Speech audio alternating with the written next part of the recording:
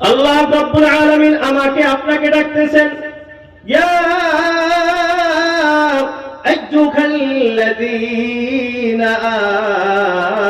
আমানু, ও ঈমানদার সকল, ও ঈমানদার বান্দা বান্দীগণ, কু আনফুসাকুম, নিজেকে বাঁচাও, ওয়া আহলিকুম, নিজের পরিবারের লোকজনকে বাঁচাও।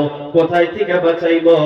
নার, জাহান্নামের আগুন থেকে বাঁচাও।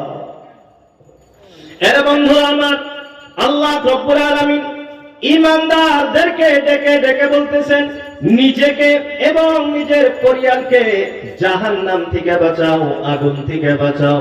এর বন্ধুরা আমার, এখন একটা জবাব আপনারা দেন, এই পৃথিবীতে কোন মানুষ কেউ কি কাউকে জাহান্নাম থেকে বাঁচাইতে পারে?